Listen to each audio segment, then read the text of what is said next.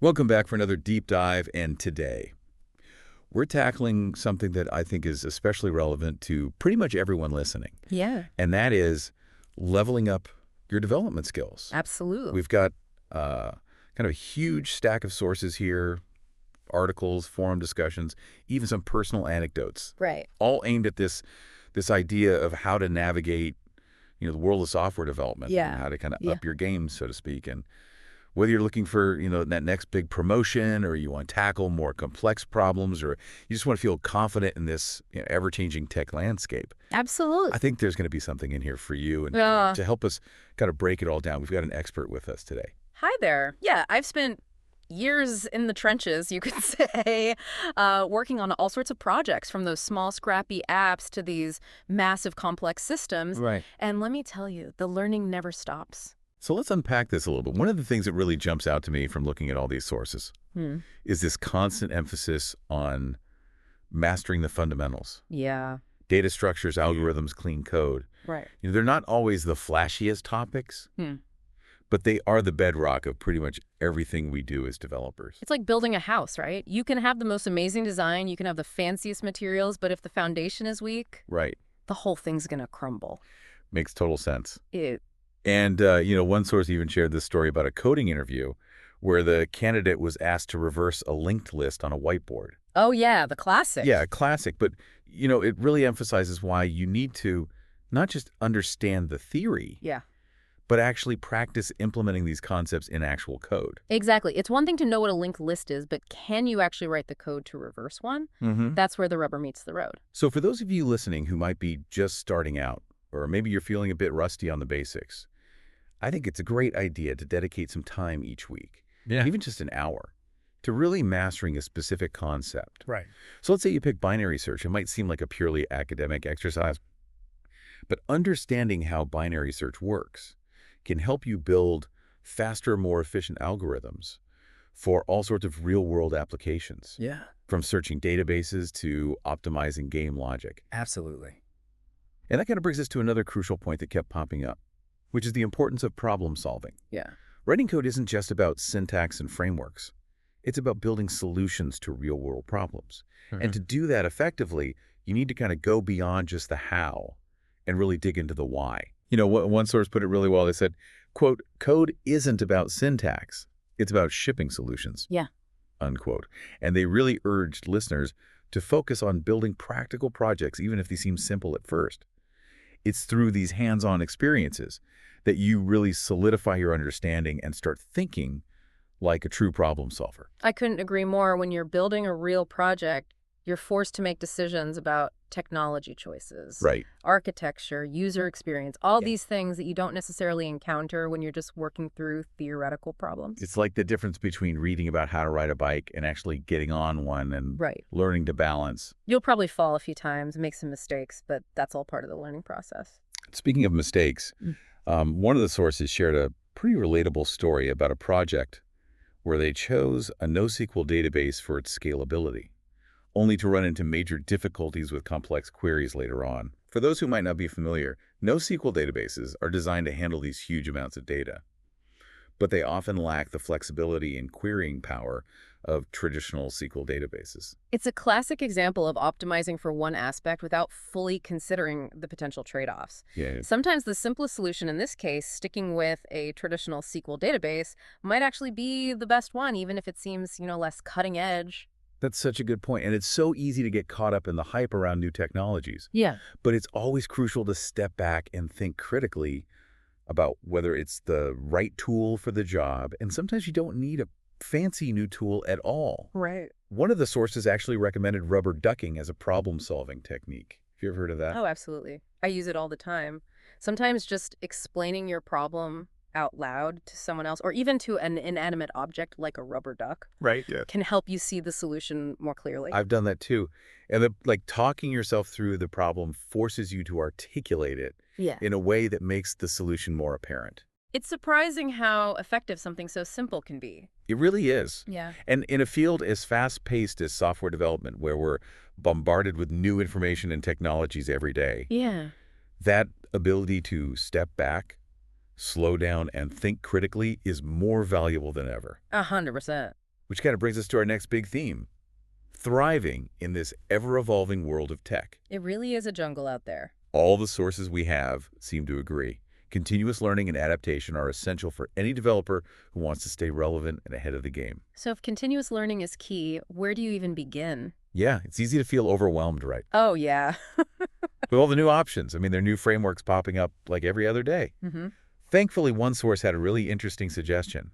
Instead of chasing every shiny new tech, Right. focus on building a really rock-solid foundation in a few key areas. Think of it like a toolbox. Yeah. You don't need every tool ever invented, Right. but you do need that core set that you can rely on for a wide range of tasks. They specifically mentioned mastering Git, a primary programming language like Python or JavaScript, Yep. and tools like Docker. All excellent choices.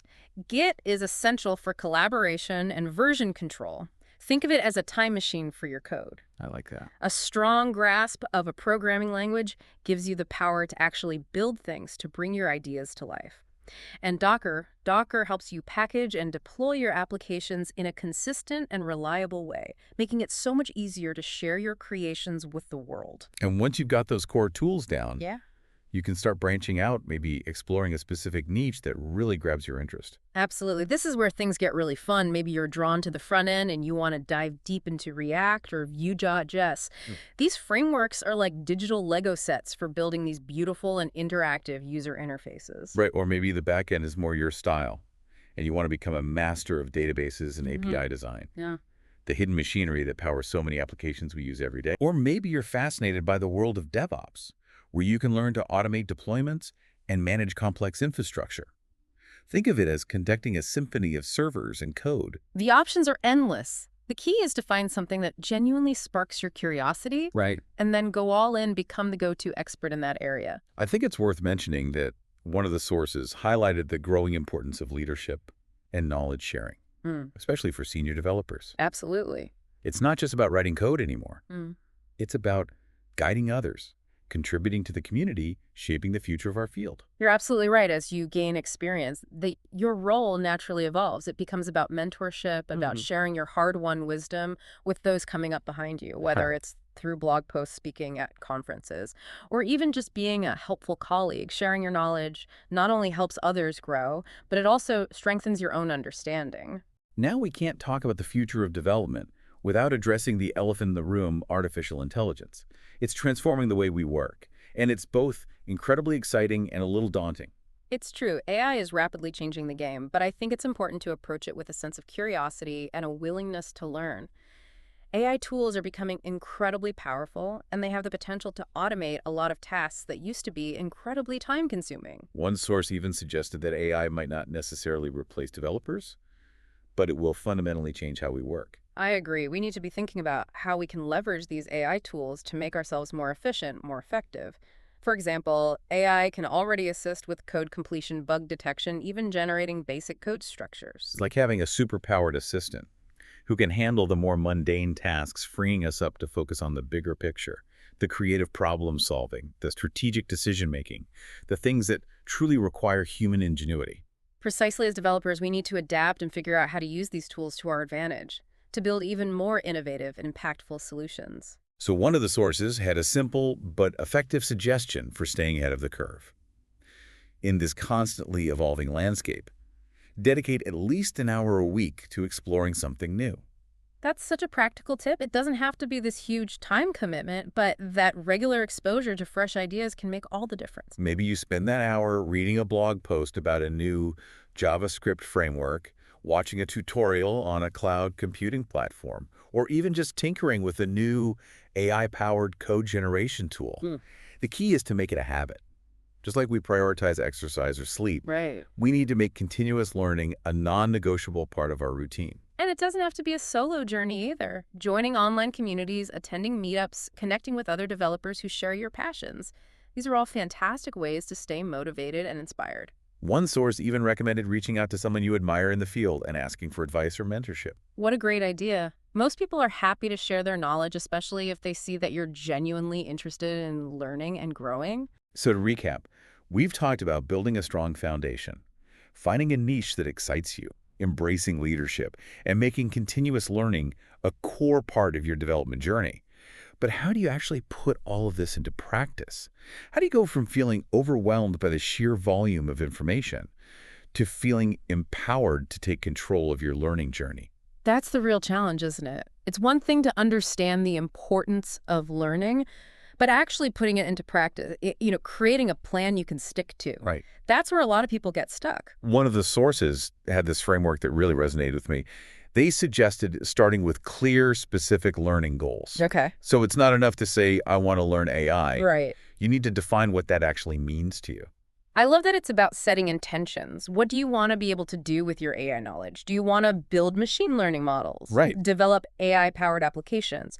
Or maybe you're more interested in the ethical implications of AI. Exactly. And once you have those clear goals in mind, you can start identifying the resources that will help you achieve them.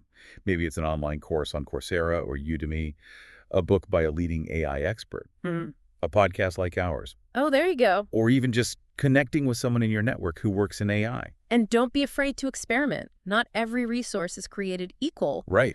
Some people thrive on the structure of online courses, while others prefer the deep dive of a well-written book. The key is to find what works best for you. One source even suggested scheduling dedicated professional development time each week, just like you would schedule any other important meeting or deadline.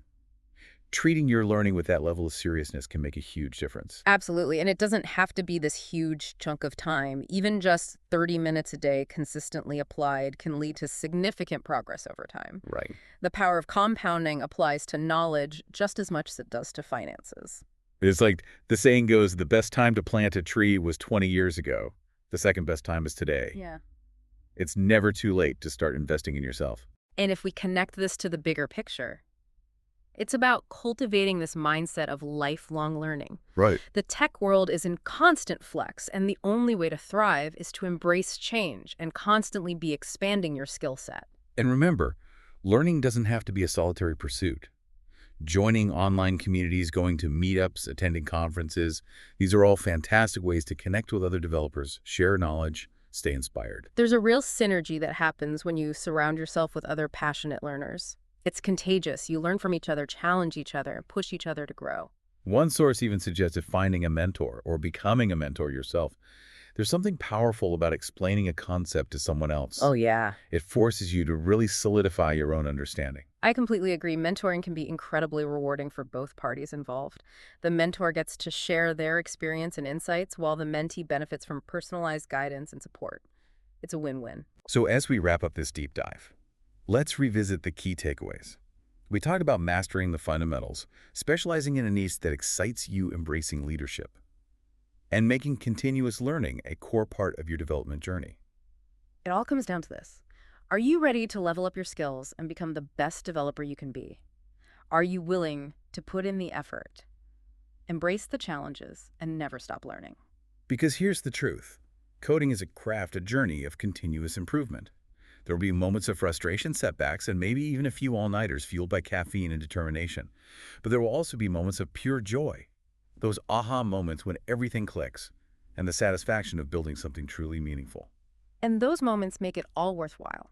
So as you continue on your development journey, I'll leave you with this thought. What's one new technology or skill you can commit to exploring for just 1 hour a week? What's one small step you can take today that will set you on the path to becoming a more confident, capable, and impactful developer? The future of tech is in your hands. Go out there and build something amazing.